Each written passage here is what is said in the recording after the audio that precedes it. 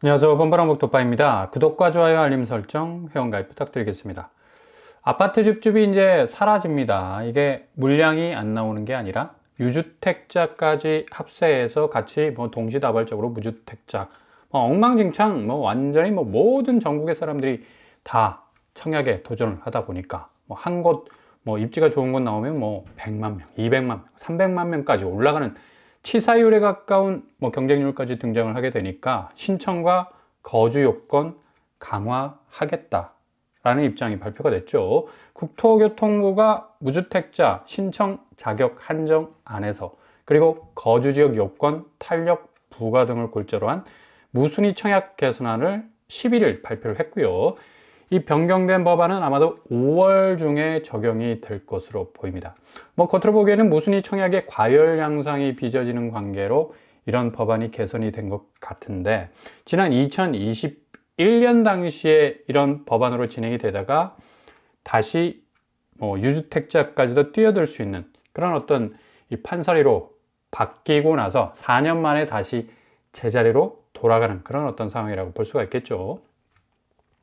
그만큼 지금 무주택자들이 신축 분양에서는 고점대 분양가를 또 노려야 하는 고금리 상황에서 굉장히 좀 이 내 집 마련에 대한 부담을 가질 수밖에 없는 상황이 계속적으로 진행이 되고 있고, 정부 차원에서도 유주택자까지 이 물량도 그렇게 많지 않는 이런 줍줍 현장 안에서 유주택자까지 섞여 들어가게 되니까 기회의 어떤 제한도 있게 되는 거고요. 아무튼 이런 고민 때문에 아마도 무주택자로 한정이 될 것 같습니다.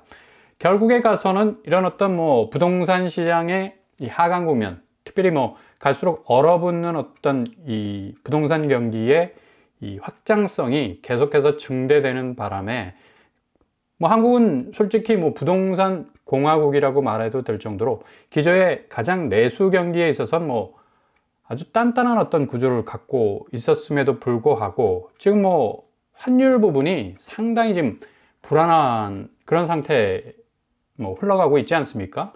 1443원 정도로 지금 유지가 되고 있는데, 이게 다음 주 되면 또 관세 영향도 있고 해서 아마 1480원까지 올라갈 수 있는 충분한 어떤 가능성이 있어요. 엔화도 마찬가지고 유로화 또 위안화까지도 들썩거리고 있는 그런 상황입니다. 아무튼 환율 문제 때문에 전반적으로 한국 부동산 시장은 전체적인 어떤 영향 받을 수밖에 없는 그런 상황이고요. 달러 인덱스도 106.71 정도로 찍고 있네요. 그만큼 달러에 대한 이 초강달러 현상은 지칠 줄 모르고 계속적으로 지금 달려가고 있는 그런 상황이라고 볼 수가 있겠습니다. 이러다 보니까 이 관세 영향을 직격으로 받고 있는 미국 증시 상황도 다우산업과 나스닥과 S&P 500이 조금은 기대에 못 미치는 보합 내지는 약세로 가고 있는 것을 볼 수가 있죠.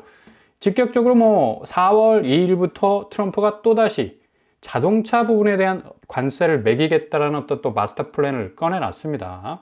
이렇게 된다면 아마 미국 주식시장은 조금 이 보합세에서 흔들거리는 그런 어떤 양상을 보일 수밖에 없겠고, 한국 전체적인 어떤 경제의 가장 큰 틀에서 엄청난 견인력을 가지고 한국 수출의 이 말머리에 해당하는 어떤 이 기동력을 보여줬던 자동차 부분, K자동차가 엄청난 지금 비상사태에 빠져들게 되는 거고, 미국이 자체 무역 적자가 자동차 부분에서만 50조 원 정도가 나왔다는 사실 자체가 트럼프로 하여금 이 관세 카드를 계속적으로 만지작거리게 하는 그런 어떤 동기부여가 충분히 될 수가 있는 거고요. 이런 어떤 이 분위기라면 당초 우리나라의 자동차 수출액이 707억 달러 정도 되는데, 이 중에 대미 수출액이 절반 이상입니다. 347억 달러.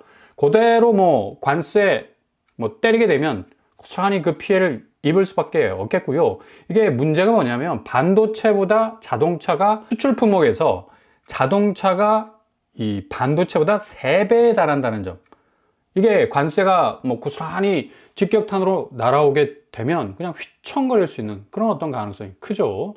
자동차 부분에서도 상당 부분 중국의 또 BYD 같은 전기 자동차가 계속적으로 저가의 공세를 하고 있기 때문에 이거 완전히 샌드위치에 딱 그냥 끼어있는 그런 어떤 상황이라고 볼 수 있겠고, 심지어는 반도체도 지금 화웨이 때문에 지금 경쟁력 부분에서 상당히 후달리고 있는 그런 어떤 상황 아닙니까? 우리는 뭐 납품 못 맞춰도 퇴근해야 하는 어떤 기업 환경을 가지고 있는 거고, 화웨이는 춘절에도 야근하는 환경을 가지고 있어요. 이게 경쟁이 기본적으로 안 돼. 그러니까 결국은 자동차도 먹히고 반도체도 먹히고, 결국 한국의 또 최강 수출 품목인 철강까지도 지금 이 중국산으로 인해서 뭐 가격 경쟁력에 의해서 뭐 덤핑 수출 때문에 굉장히 휘청거리는 어떤 그런 영향을 고스란히 받고 있다라는 얘기죠. 뭐 중국이 내수 부진에 따라서 우회해서 막 밀려 들어오는 이 철강 때문에 뭐 직격탄을 맞을 수밖에 없겠고요. 이렇게 되다 보니까 주요 기관에서 내놓는 한국 경제 성장률 전망치가 그리 녹록지가 않습니다. 정부는 1.8% 내놨는데 KDI가 1.6% 내놨다는 얘기입니다. 그만큼 1% 초반까지 찍을 수 있을까라는 의구심이 들 정도고요. 그리고 모건 스탠리가 1.5 정도로 가장 낮게 내놨네요. 그만큼 지금 한국 경제 펀더멘털 자체가 상당히 지금 약화되고 있다. 이런 어떤 위기를 돌파해야 하는 상황이 지금 계속적으로 오고 있는 건데, 어떻게 부동산 시장이 단단한 그런 모습으로 상승세, 반등세, 우상향으로 갈 수가 있겠습니까?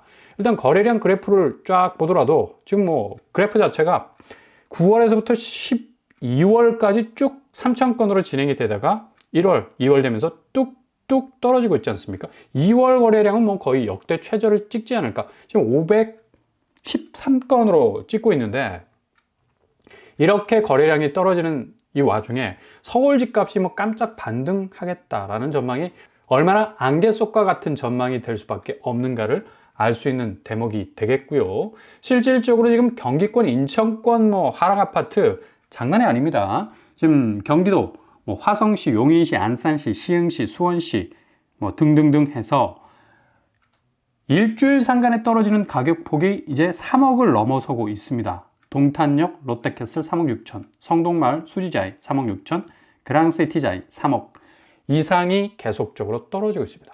인천도 마찬가지예요. 인천도 일주일 상간에 더샵 성도 마리나베이가 무려 6억 5천 떨어졌습니다. 12억에서 6억까지 52% 반토막이 났죠. 송도 더샵 퍼스트파크 역시도 15억에서 11억 4억 2천, 청라자이 역시도 10억에서 8억 2억 8천 정도 떨어지는 그런 추세를 보이고 있다는 얘기입니다. 그만큼 경기권, 인천권 집값이 이제 다시는 우상향할 만한 말머리로 돌려세우지 못하는, 뭐 어찌 보면 이 매수세가 완전히 죽어버린 거래 절벽 속에 지금 처한 상황을 돌파해내지 못하고 있다라는 얘기죠. 심지어 뭐 현금 타넬이 될 수밖에 없는, 뭐 아파트 사는데 대출 안 낄 수 없지 않습니까? 그럼에도 불구하고 대출 금리는 계속적으로 고금리에 위치해 있습니다. 가상금리 살짝 낮추는가 했더니 오히려 뭐 은행 가상금리는 이전보다 2~3배로 더욱더 올라섰다는 얘기죠.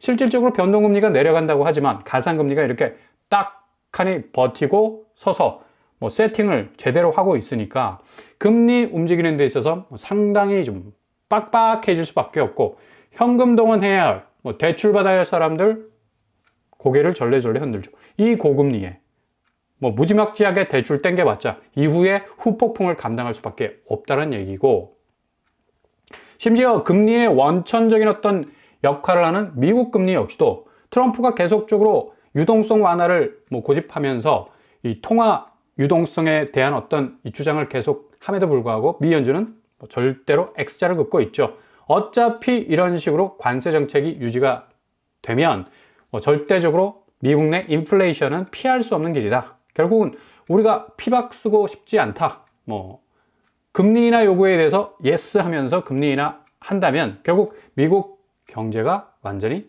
빠개질 수밖에 없다는 그런 이 위기감이 팽배해져 있다는 얘기고요. 결국 뭐 계속적으로 동결을 고집하면 4.5%, 또 한국 금리가 1.5% 정도, 3.0% 정도 되니까 격차가 1.5% 정도 계속적으로 유지가 될 수밖에 없다라는 얘기입니다. 그러니 뭐 이런 고금리 상황에서 부동산에 직접적으로 뭐 투자한다는 것 자체가 투기 세력들도 지금 많이 지금 뭐 움츠러들 수밖에 없는 거 아닙니까? 그런 자본들이 고스란히 뭐 가상화폐 시장으로 또 빠져나갈 수밖에 없는 거고, 뭐 게임 체인저가 온다라는 식으로 지금 뭐 3,500개 전문 투자자 코인 투자가 이제 가능해집니다. 법적으로 이게 세팅이 딱 돼버리면 전반적으로 부동산에 묻혀있던 모든 자본들이 다시 가상화폐 쪽으로 아주 속도감 있게 전환이 될 가능성도 아주 높습니다. 실질적으로 국내 1,500만 명 이상이 코인 투자하고 있잖아요. 하루 거래량이 15조 원 정도 됩니다. 국내 증시 규모를 넘어서는 규모라고 말을 할 수가 있겠죠. 코스피와 코스닥을 넘어서는 규모가 충분히 될 수가 있어요. 그 정도로 지금 자본시장에서 선택지가 다양화될 수밖에 없기 때문에 뭐 전통적인 자산시장의 아파트에 대한 어떤 이 미련, 뭐 MZ세대들 같은 경우는 뭐 과감하게 투자를 했기도 했지만 과감하게 또 탈탈 털어버리고 나갈 가능성도 높다는 얘기입니다. 결국 자본시장은 이제 자산시장에서 금융시장의 다변화가 진행되고 있기 때문에 굳이 아파트 고집하지 않는 분위기로 흘러갈 수밖에 없다. 결국 부동산 시장은 어찌됐든 저찌됐든 간에 고립될 가능성이 있습니다. 가격적인 면에서, 가치적인 면에서. 이런 가치의 축소는 단기간 안에 대조정적으로 움직일 가능성도 있다는 얘기예요. 뭐 겉으로 보기에 뭐 객관적으로 언론에서 쏟아내는 전망은 우상향한다, 다시 반등한다, 서울 집값은 다시 반짝반짝거리면서 뭐 엄청난 가치의 어떤 이 체계를 다시 형성할 수 있겠다라는 전망이 쏟아지고 있지만 실질적으로 냉정하게 보자면 동서남북 전후좌우 뭐 부동산을 둘러싸고 있는 호재는 단 하나도 없다는 얘기입니다. 그래서 이 무주택자나 1주택자 같은 경우는 무조건 파킹하고 있으면서 가만히 지켜보면 술술 자리가 빠지게 되어 있습니다. 지금 꽉 찬 주차장인 것 같이 보이지만 결국 마트의 그 혼잡한 주차장도 차가 인풋, 아웃풋 되지 않습니까? 술술 가격이 빠지게 되어 있습니다. 어찌 보면 이 기다림이 정말 대책 없는 기다림 같이 보여도 결정적인 찬스를 맞이할 수밖에 없다는 얘기죠. 그래서 틈새를 보는 게 중요합니다. 지난주에 힐스테이트 세종 리버파크 3억대 무슨 이집점 나왔죠. 다음 주 중에 세종에서 다시 3억대 분양가의 무슨 이집집이 나올 예정입니다. 뭐 5억 정도, 6억 정도 뭐 차익이 있다고 하는데 이런 줍줍은 조금 포인트를 둬서 가만히 또 지켜볼 필요가 있겠고요. 세종이 지금 뭐 집값이 굉장히 지금 하강 압력을 받고 전세가가 지금 오르는 대신 매매가는 뚝뚝 떨어지는 상황에 있는데 세종 린스트라우스 또 한 번의 무순위 청약을 진행하겠고요. 지난 2019년 분양을 했던 이 단지 이번 무순위 청약에서 잔여 물량 전용 84제곱 3가구 정도가 나올 것으로 예상이 되고요. 분양가 상한제 당연히 적용이 됩니다. 지난번 힐스테이트 세종 리버파크 분양가와 엇비슷하죠. 3억 8천 정도 되겠고요. 계약금은 공급가의 20%가 될 것 같고요. 뭐 자체 시세를 보시면 8억 8천 정도, 뭐 거의 9억 가까이 나오는 매물도 있을 정도인데 뭐 5, 6억 정도 차이가 나죠. 전세가는 2억 8천 정도 되네요. 뭐 분양가에 거의 엇비슷한 차이가 나는데 1억 정도 차이가 나겠습니다. 잔금 해결하는 데 있어서 전세가도 좀 많이 도움을 받을 수 있을 것 같습니다. 아무튼 잘 지켜보시고 그때그때 나오는 기회 때마다 골든타임 잘 잡으실 수 있길 바랍니다.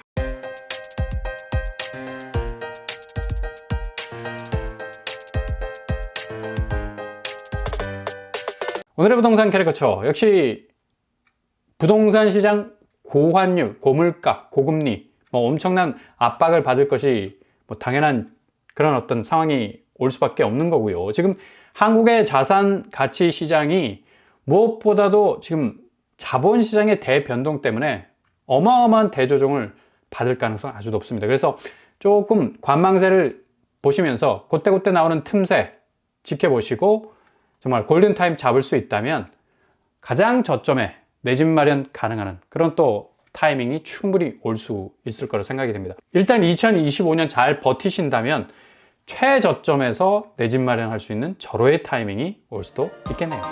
오늘도 응원합니다. 항상 여러분의 길이 꽃길만 되실 수 있길 바랍니다. 자, 오빠브라 목표발 마치겠습니다. 구독과 좋아요 부탁드립니다. 감사합니다.